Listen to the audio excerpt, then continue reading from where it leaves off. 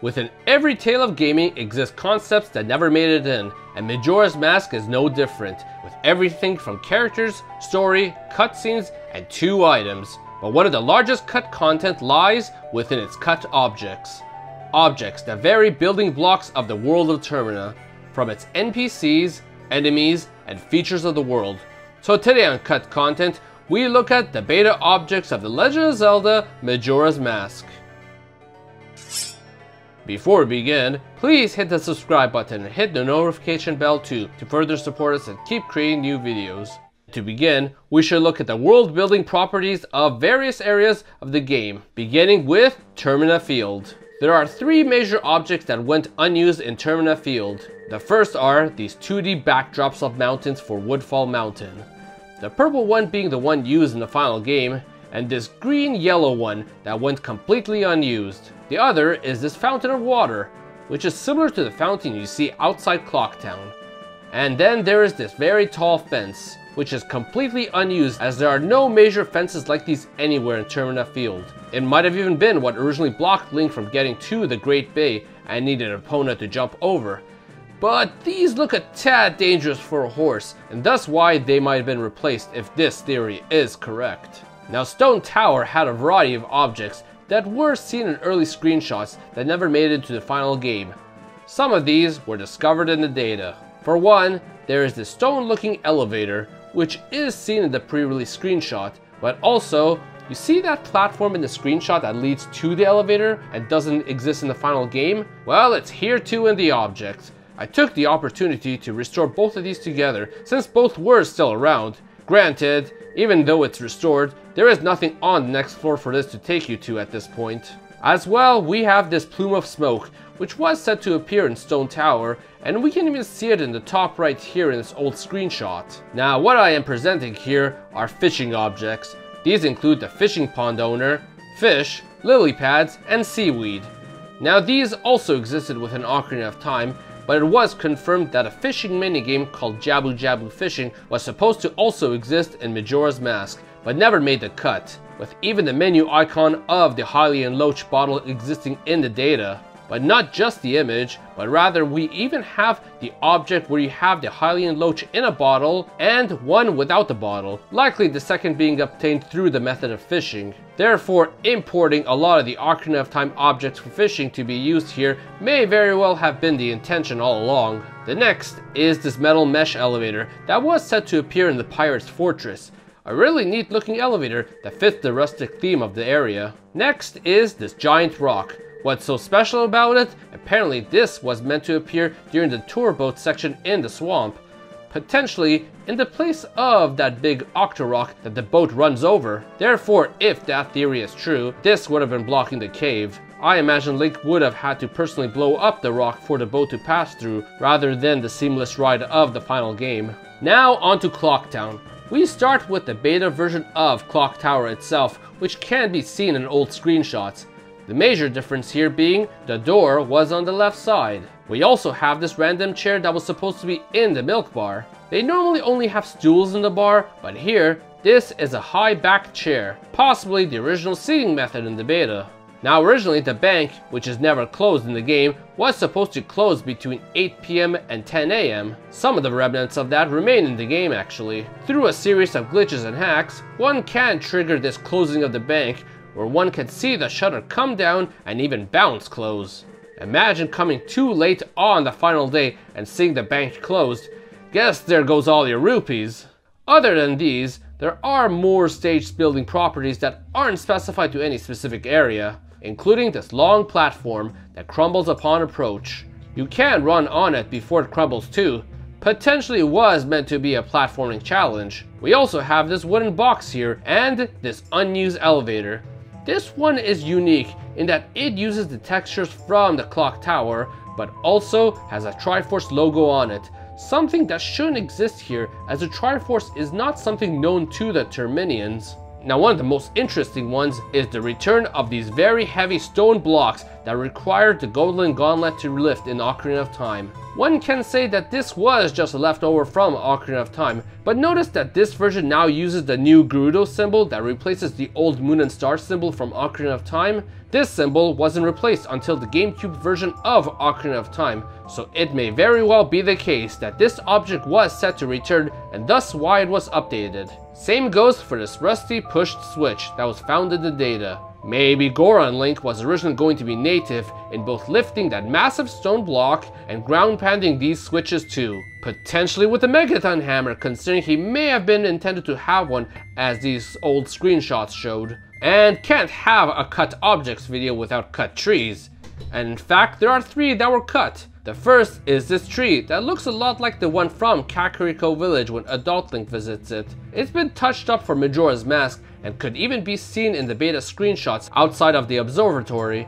And then there are these 2 bushes of different sizes, which are also based on the Ocarina of Time variety from Hyrule Field. Now, other than the world building objects, there are a lot of objects found on a number of characters and even enemies. Let's start with the enemies. Now, remember those bubble looking enemies from Ocarina of Time called Shabam that appeared inside Jabu? Well, it's possible that they were set to return as their object exists here too and is fully functional once loaded into the game. Z targeting them gives a message for Ego du Ikana, which may be the text that replaced the original text in the same slot. However, I said it is only possible that it might have returned as an enemy, as the object was already being used to contain stray fairies in the game without its enemy properties. Here, it is just loaded on its own. While blue Tektites are in the game, red ones aren't. But it seems that we were supposed to have them originally, as we have the object right here and actually in a fully functional state, though Tattle's message about it seems to be the same one as the blue versions. Now, remember those old bumpers from A Link to the Past? Well, they were set to return in Majora's Mask with these very large green ones. It absorbs attacks and pushes Link back. In places that would push Link back into the void, like this bridge in Snowhead, this could have been extra frightening if it appeared there. It may not be a live enemy, but it is still an antagonistic obstacle. Now with characters, there are a number of unused objects showcasing unused characters, different variation of characters, and even different properties to these characters. Therefore, starting off with a variation, back during the early screenshots of the game, we saw larger versions of both the fairies Tattle and Tail. But not just that, Tail was also a dark blue color, unlike his normal purple tone. While amongst cutscene objects exists a version of these two from those early days where Tail was blue and both are larger. But along with that, there's also a more off-white colored fairy here too. Might have been another early color for Tattle here, or even an entire different fairy altogether. It also appears the drugstore owner from Ocarina of Time was also said to appear in this game, as his model was found and actually updated to have legs, as the original one didn't have legs since you only saw him from the waist up.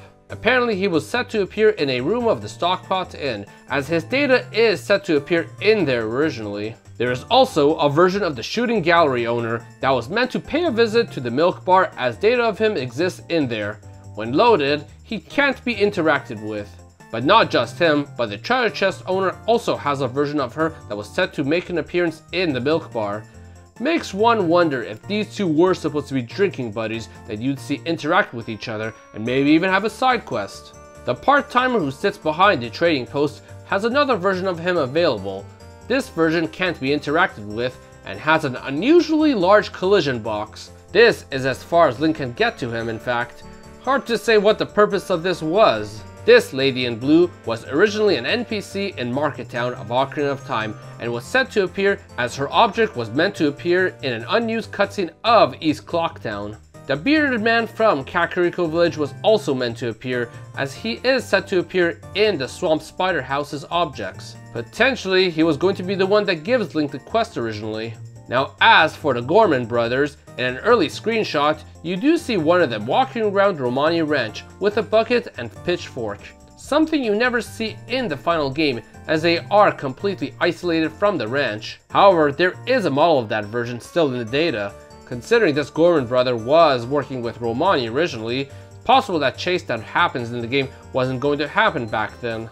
Now the Gorman troop members seem to have unused elements to them. For example, the Gorman leader himself, seems to have unreferenced geometry that was set to use these textures that are similar to Ganondorf's sleeves in Ocarina of Time. And amongst the objects of the jugglers in the troupe, there were 2 unused faces in addition to the twins that are already in the game. These may indicate that there were going to be more troupe members as well, but ultimately left unused. However, they were also still carryovers from Ocarina of Time like the other members.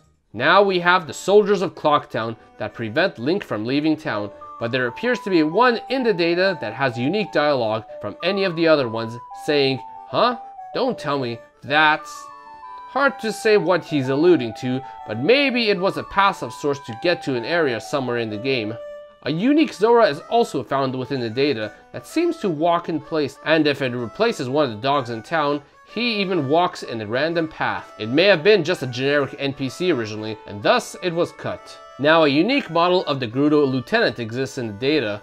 She appears in both Ocarina of Time and Majora's Mask, but here, there is a clear update to her, sporting a Bart Simpson kind of haircut that looks different from both iterations. Kapora Gabora is less annoying in this game as he doesn't give you that trick yes and no question for repeating dialogue.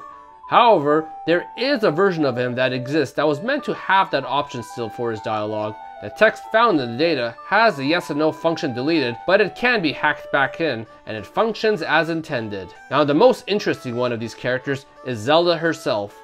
While she doesn't have a different model here, what is interesting is that her model contains an unused object of a regular flute in the same position as the Ocarina of Time. It is possible that the idea was that in that flashback, she would have used that flute instead, while Link used the Ocarina of Time simultaneously. But in addition, as a side note, Zelda also has a ton of unused animations too, including animations for holding the flute, which while a flute doesn't load here, the arms being stretched out like that indicate the length of the flute. But on top of that, everything from hand gestures, slight movements, and even a very exaggerated backflip are here. But it may indicate that Zelda was at one point meant to play a larger role in this game, considering she has this many animations that went unused. A dual adventure between Link and Zelda would have been a neat option in my opinion. Because Majora's Mask was made off the Ocarina of Time engine and reuses a lot of its assets, a number of old objects from Ocarina of Time are found here unused as well. Now it can't be said for certain if these are just carried over or if they were intended to be reused before being dropped,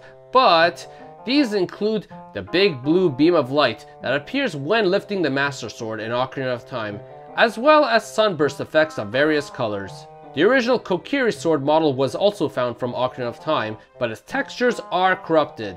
The Bigoron sword, the magic mushroom, the stone of agony as well were here, which the last one wasn't needed anymore since hunting for holes wasn't a feature anymore.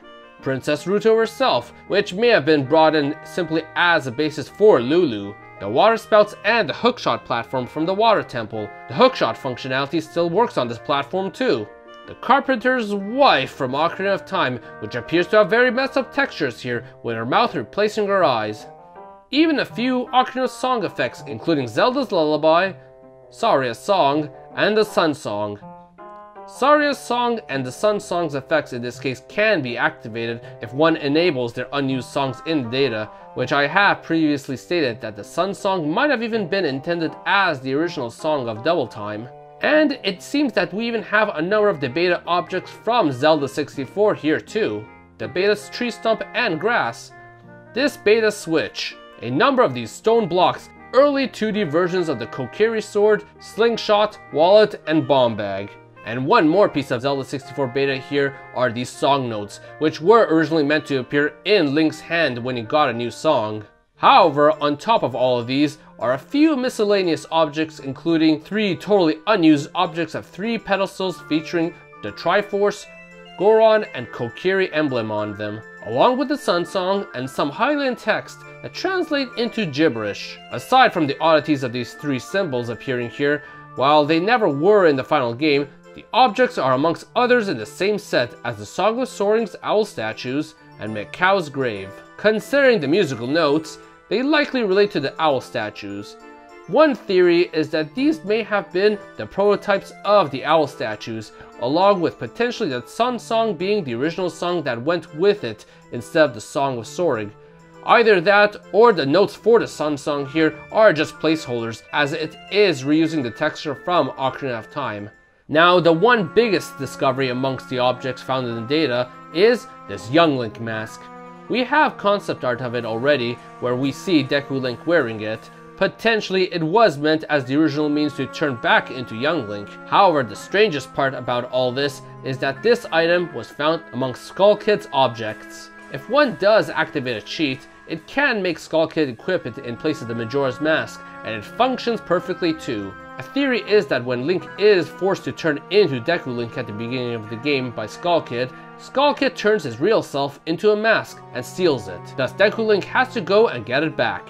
Could have very well even become a Mario Sunshine fiasco where Skull Kid uses the young Link mask and runs around and causes havoc. While there are many unique objects and properties that went unused, many more stayed into the final game, giving a very distinct look and function to the world of Termina.